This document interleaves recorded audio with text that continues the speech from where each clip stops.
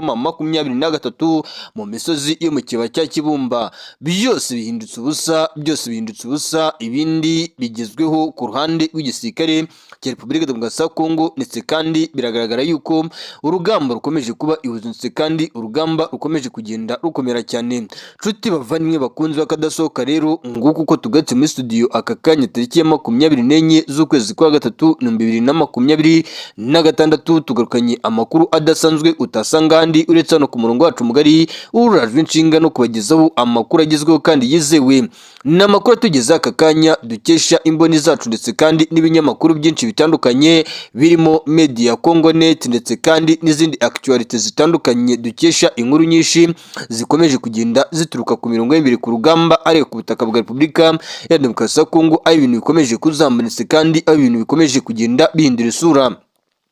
Hari amakuru kandi dukesha ikinyamakuru cyitwa Burundi Media Source turi buyagezeho, tubabwire yuko byamaze kwemezwa yuko igisirikare cy'u Burundi FDNB, hari abasirikare ba FDNB bari gukurwa ku kigo cya gisirikare cya Bururi. Aba bose bakaba bari kuzanwa mu bice byegereye neza cyane ndani ahitwa Ibaraka ku nkombe z'ikiyaga cya Tanganyika. Bikavuga yuko amato agera kuri 7 yagaragaye ahetse ibikoresho, ndetse kandi n'abasirikare. Ibi bijyana n'umugambi ukomeye cyane wo kuburiza zamo imbaraga M23 ikomeje kugenda izana mu misozi y'Iminembwe yegereye hafi neza n'ahitwa za Karimi, ndetse kandi no mu misozi yegereye za Mwenga.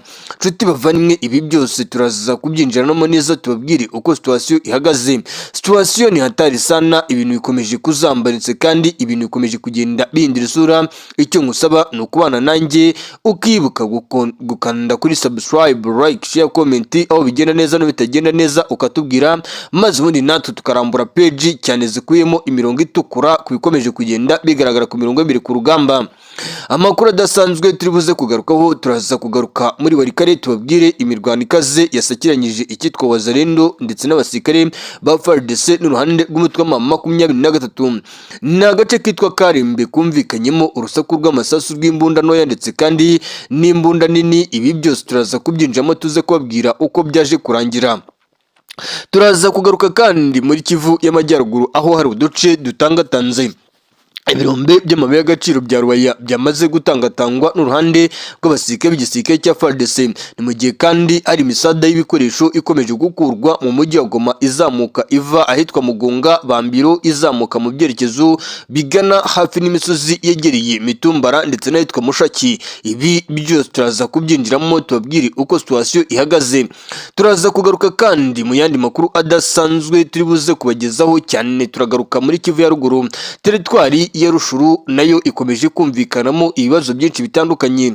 Ni nyuma y'uko ruhande rw'igisirikare cy'umutwe wa M23 bakomeje gukeka bamwe mu baturage bafatanya na guverinoma ya Kinshasa mu buryo bukomeye cyane bwo gucumbikira bamwe mu basirikare ba FARDC ndetse n'abasirikare ba FDNB bashobora guteza icyago gikomeye muri iyo misozi ya Tongo ndetse n'imisozi yegereye Shasha, Nyamirima, hafi neza n'umupaka uhuza igihugu cya Uganda n'igihugu cya Repubulika Demokarasi ya Kongo. Ibi rero bigatuma M23 ikomeje gukora imikwabu ikomeye cyane mu bice byinshi bitandukanye. Biravuga yuko imikwabu ikomeje kugenda ikorwa n'uruhande rw'igisirikare cy'umutwe wa M23. Hari imbunda zafatiwe mu mazu y'abaturage. Ibi byose turaza kubyinjiramo, ndetse kandi turaza no kubasharinga amwe mu mafoto tuyashyire muri groupe muze kwirebera ukuri gushingiye ku kuri cyane ku bakunzi bo murongo wacu mugari urajwe inshinga no kubagezaho amakuru agezweho kandi yizewe. Turaza kugaruka muri Kivu y'Amajyepfo gatoya tubabwire mu marembo y'umujyi wa Bukavu, tubabwire mu misozi yegereye za Kabare naho icyitwa Wazalendo zaciye ibintu. Ni mu gihe kandi ku rugamba ibintu bikomeje kuzamba ahitwa za Walungu mu byerekezo byegereye Ngweshe, Kashongerwe n'ahandi hatandukanye. Amakuru atugeza aka kanya nuko ibintu byahinduye isonetse kandi bikomeje kugenda biba bibi cyane. Nshuti bavandimwe bakadasohoka, reka dutangire ku ino nkuru idasanzwe, aho biri kuvuga yuko mu misozi yo muri Warikare ibintu bikomeje kuba bikendetse kandi bikomeje no kugenda bihindura isura. Ni teritwari ya Warikare yegereye teritwari ya Masisi, ikegera teritwari ya Nyiragongo ikegera teritwari ya Rushuru n'izindi teritwari zitandukanye zihana intera n'iyi teritwari ya Walikale.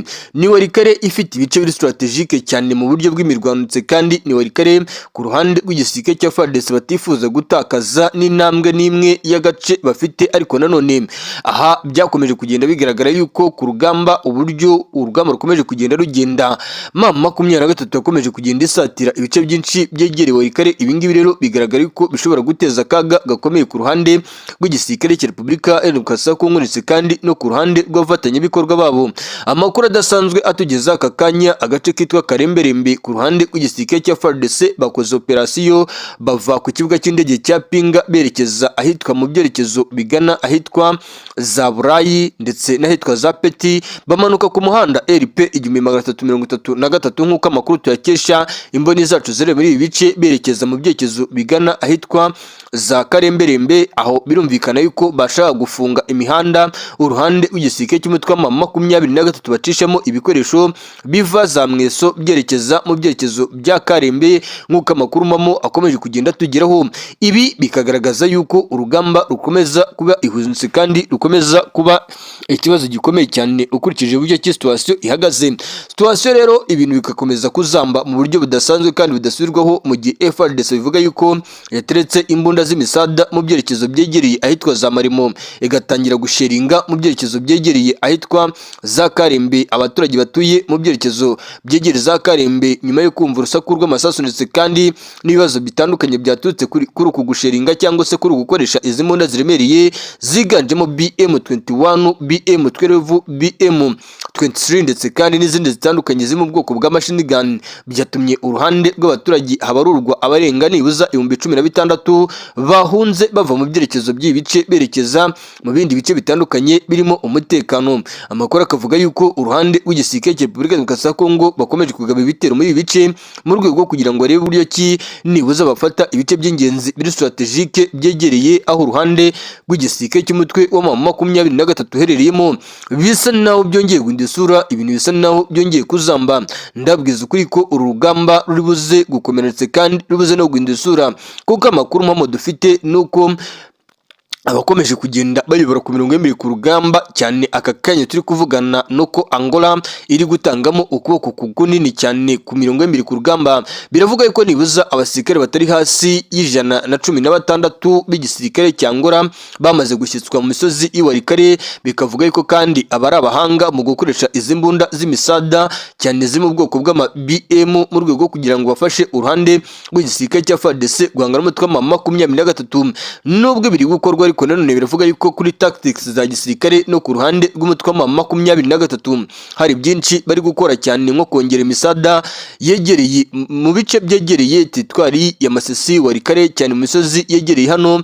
Aha turakomoza nko muri ibice byegereye Mweso, aha tugakomoza nko ku misozi zegereye Rushebere, Kishanga ndetse n'ibindi bice bitandukanye byegereye teritwari ya Walikale bikaba byegereye na teritwari ya Masisi.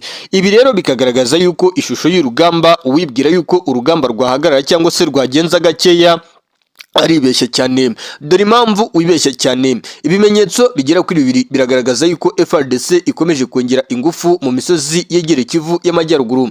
Ibindi bimenyetso bikagaragaza ko FARDC yifuza kwisubiza ibirombe by'amabuye y'agaciro bya Rwaya bikungaye ku mabuye y'agaciro azi ku bwoko bwa Korota.